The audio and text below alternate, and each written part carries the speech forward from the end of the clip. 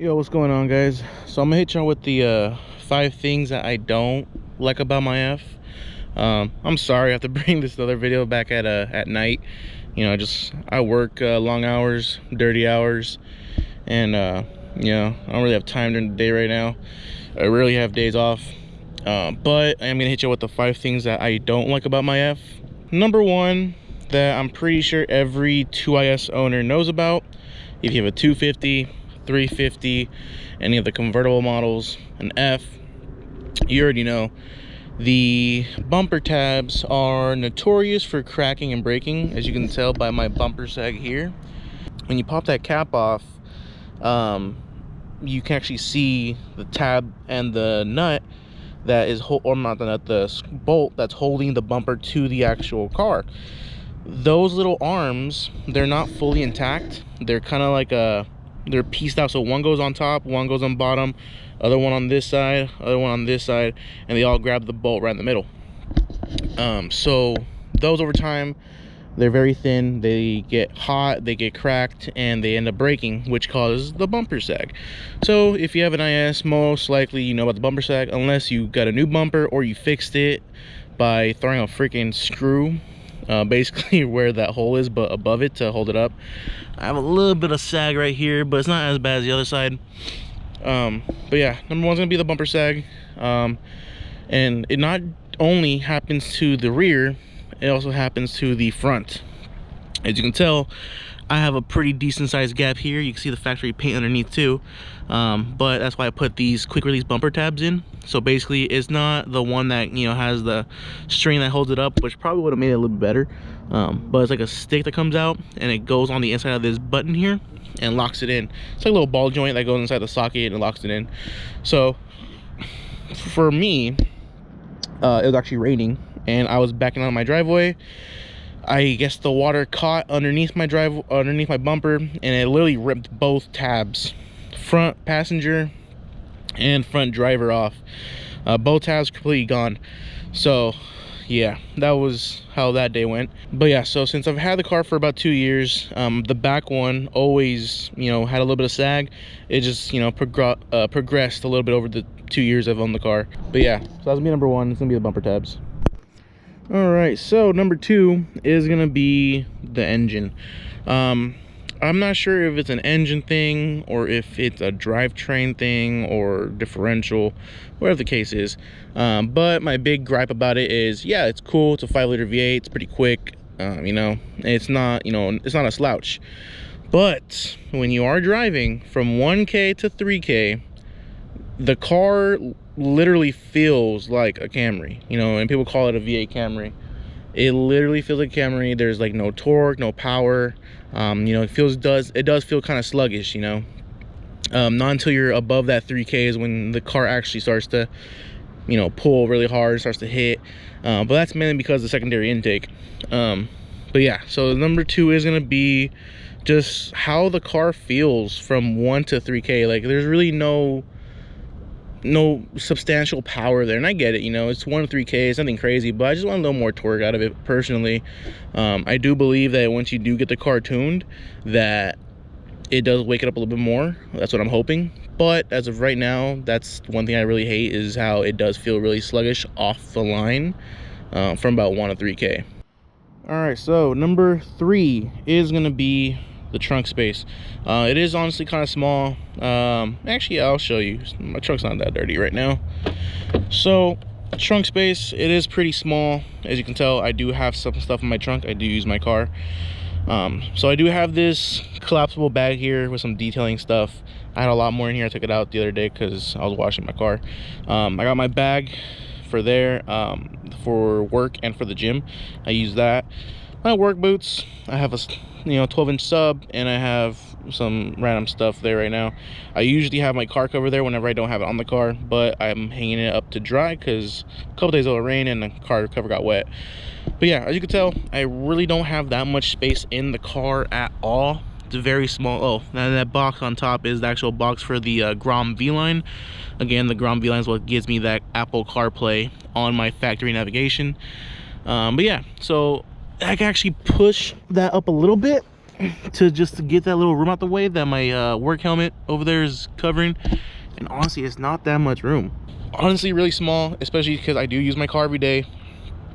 And you know, if I have to go on a road trip, or have to take off to Vegas, or if I have to pack things in my trunk, I don't have that much room.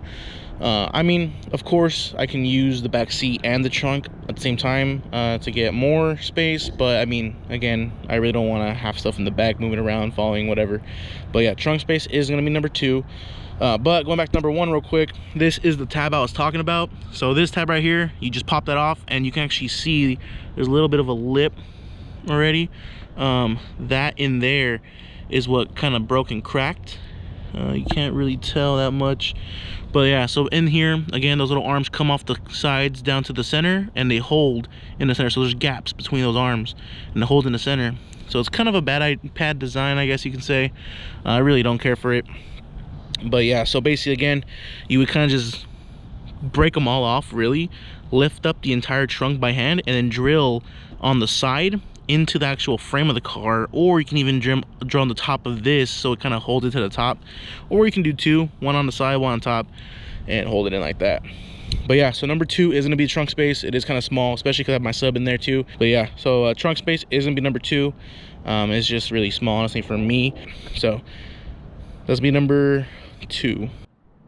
All right, so number 3 is going to be, honestly, interior. I do like the interior, don't get me wrong, I do like it. It's one of the things I love the most about the car is the interior, just because it is timeless. But when you are sitting in the car, it does feel small. So it's literally the exact same size and everything of the 2 IS's, the 350 and the 250, exact same size and everything. But what does change is the driving height. Right now I have it at the lowest setting. I'm about 5'10".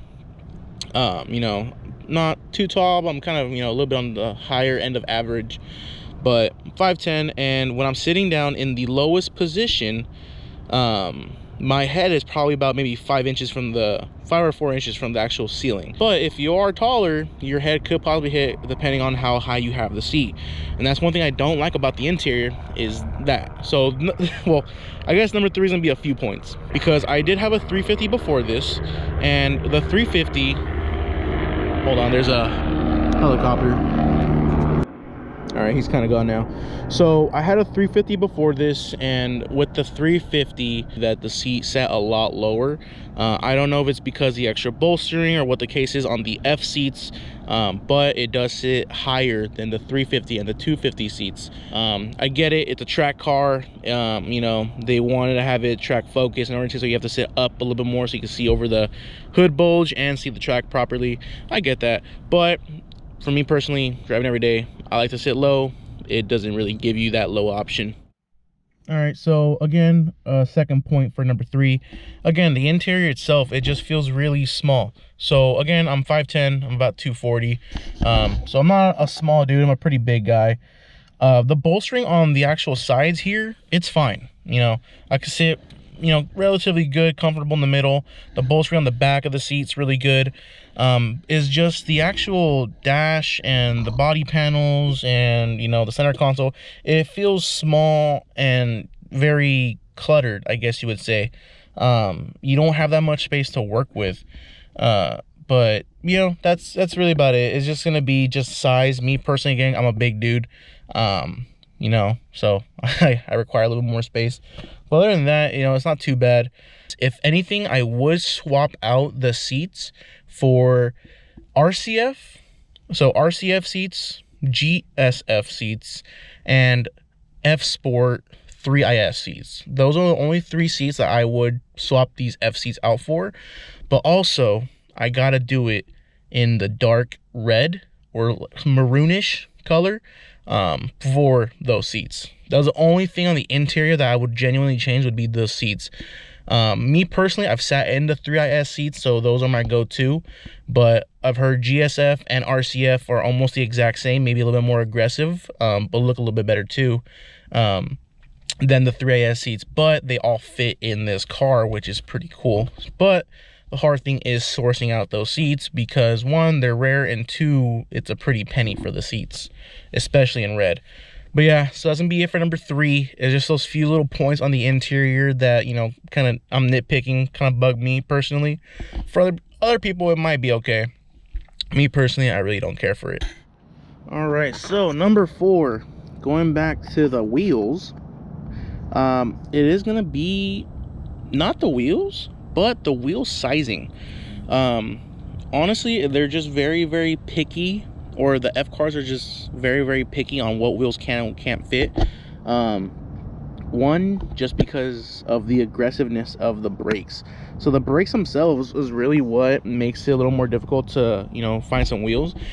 Because if it was easier, trust me, I would have swapped these out a while ago.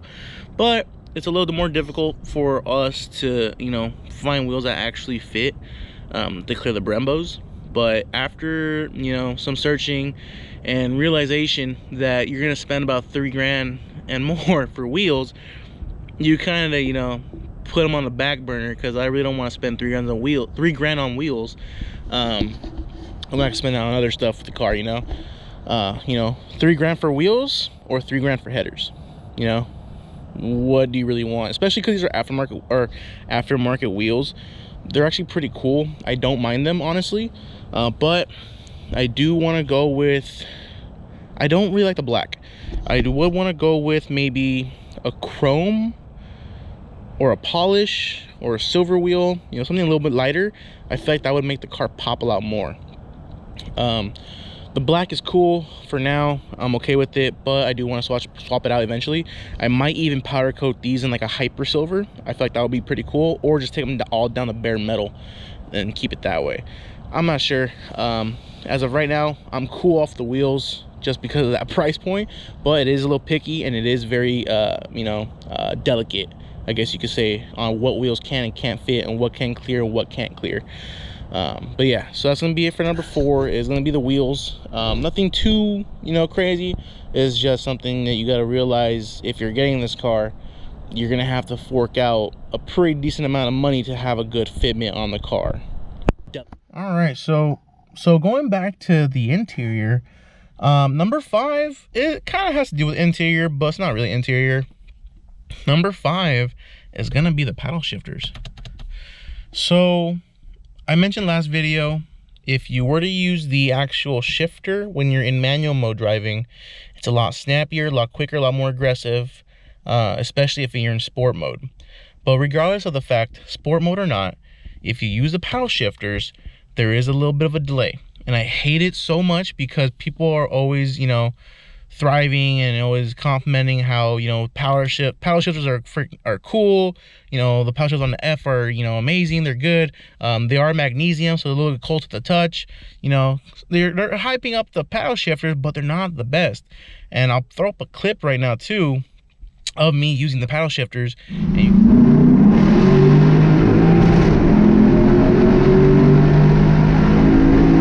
like, I don't know why, but there's just a little bit of a lag. Even if you're in sport or not, there's always a little bit of a lag, and it's the most annoying thing. So you have to use the actual manual gear selector shifter to shift gears. So that's gonna be number 5. There's really nothing else about the car that I don't like. I really love my car. I'm you know, I'm happy that I have this car at 24. I'm gonna just throw in a bonus real quick that I forgot to mention. One thing I hate is mods. So my car, or our car, there's not a lot of mods out there. You know, I get it. You know, not a lot of people are racing our cars or racing our engines. You know, it's not, you know, out there like an LS or a Coyote or a B58 or a 2J or a M55, M54, whatever you want to do. You know, it's not as widely produced, and it's not out there in the mainstream as much. So realistically, we can only do headers, we can only do exhaust and intake. We can change out the differential for a different gearing, make it a little more quicker. We can, you know, change out the drive shaft. We can change out the freaking pulleys. We can change out the actual intake box. You know, we can do a bunch of things. But one, since it is rare, they are pretty pricey. And 2, there's not a lot of options. You know, there's a few brands out there, but there's not a lot of brands, not a lot of options to make your car stand out. And that's kind of one of the things that I want to do, is I want to make my car stand out from others. I get it, you know, there's not much that you could do, but I would like to be my own person, you know, my own personality on my car. So yeah, it's gonna just be mods in general. And also, since they are very few, the price increases, so it's gonna be a lot more pricey for that. So now that's really gonna be the end, is just gonna be modability. There are some options, just not a lot, and the price tag is heavy when you are doing mods like that. We'll see. I do want to get tuned really, because I do want to increase my RPM range, but as of right now, this is gonna be it. This is gonna be how the car's gonna look for a little bit, or not for a little bit, for a while, but we'll go from there. All right guys, so that's gonna do it for this video. 5 things I hate about my ISF. It's not many and it was a little hard, a little difficult to make this video. So yeah, that's gonna be the end of this video. Again, if you can, like, comment and subscribe. Hey, what's up guys? Good morning. Today is the next morning. As you guys can see on that last clip, it got cut a little short. My camera died out. So I just want to close out the video, by saying, you know, thank you guys for watching. Appreciate the, you know, the time you take out of your day to watch my videos. You know, go ahead and like, comment, and subscribe.